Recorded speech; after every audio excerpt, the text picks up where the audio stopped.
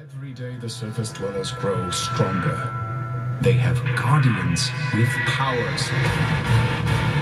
I say, we break the seal on the Atlantean war plans. Our only hope for peaceful existence with the surface dwellers is with the one who is of both worlds. My other son. What are you? I wish I knew, pal. They will destroy this planet and take Atlantis. Hey, this is Sam Witwer, and you're watching Superman Homepage. This is genocide. Billions will die. Find Arthur Curry. Sam, nice to meet you. Nice to meet you. So I've seen your work a lot. I mean, you've been on Smallville, you've done Force Unleashed. I love those games, by the way. Oh, thank you so much. Thank you. I'm still playing them to this Are you? day because there's so many different versions. I'd love to hear that. Anyways, you've played a lot of villains, a lot of good villains. Doomsday and now the Ocean Master. Do you prefer playing villains as opposed to the heroes, like Starkiller or whatever hero? It's hard to say. It's really hard to say. Having just come off a series where I played a little bit of both. In Being Human, I was like a hero villain. I don't even know what the hell you'd call them. I like psychologically interesting characters. I like characters that have challenges. Basically, if the role is hard to play, I want to do it. It's that simple. If it's difficult, then I get really interested. Yeah. I don't know. I'm not an actor who ever got rewarded for playing himself. So I guess maybe that's why I like those challenges, among other reasons, including just if you can surprise the audience, it's just a better story. So, yeah. That's great. Swim? No, I'm not a very strong swimmer. No. I don't talk to dolphins, and I don't own a trident myself, but I'm planning on buying one after we see this. That's funny. Yeah. That's funny. Were you ever a comic book fan growing up? Huge. Yeah, huge. Oh, that's interesting. I got introduced to DC through the Batman film with Michael Keaton. Right. Oh, and that led me to reading Dark Knight Returns and Batman Year One and Arkham Asylum and The Killing Joke, and this was all hitting me pretty hard at 12 years old.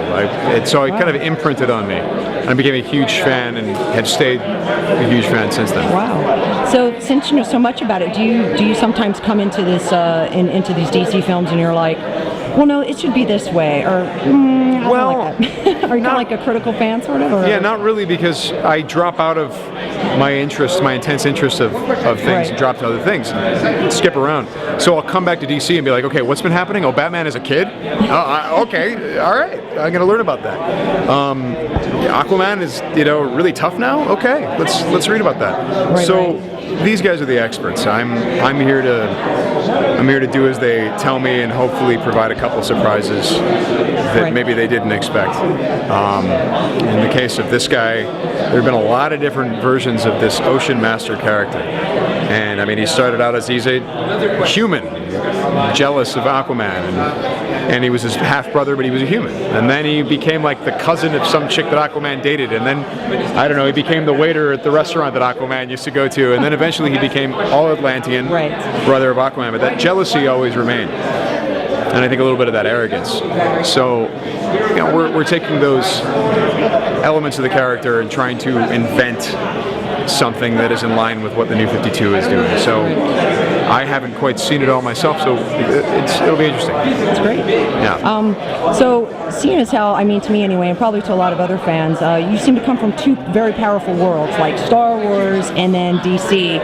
How do you, what do you think the differences in comparison, or the differences are between the themes in Star Wars as opposed to like DC, or villains and heroes? I feel like DC has more in common with Star Wars than Marvel. Because Star Wars is big and loud and fast, and it needs to be to work. Whenever anything if someone tries to do something too subtle in Star Wars, it doesn't work. It's mythical, it's iconic, it's giant. The bad guy has a black cape and a red laser sword, for God's sakes. There's no subtlety in Star Wars.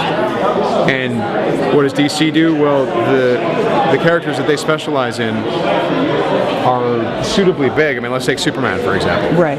You don't get more of an iconic superhero than that.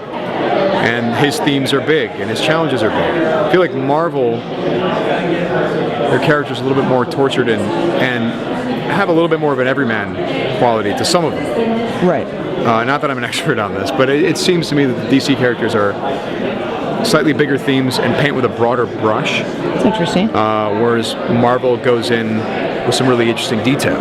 Right. And both can exist. Both are valid ways of approaching this. But that is, I have to stress, I'm not an expert on this. I am a little bit more than a casual fan, Right. and I do read this stuff. But I'm not an expert on Marvel versus DC, so this is just, from what little I've read. That's great. Comparatively little, you don't want to. Yeah. You can just imagine, my geek brethren watching this now going, Witwer doesn't know what he's talking about.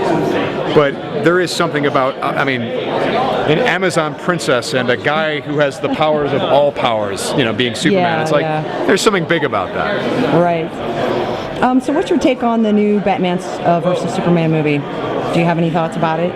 I know very, see it? very little about it. I know that Ben Affleck's costume looks like Dark Knight Returns. I know that Ben Affleck has a competitive chin. Right. I don't know about his pout, but I know his chin is quite powerful. We're in Beverly Hills. I was having a consult down the street to get mine a little deepened. Oh, that's interesting. To get that deepened. But it'll be interesting to see what they do. I hope it's heavy on character and maybe a little bit more sparing with action. Right. That's great. And humor. Although Batman's not a funny guy, but I feel like the situation Superman gets into, there's a lot of potential for humor. Right. Okay. Well, thank you very much, Sam. Thank you. you.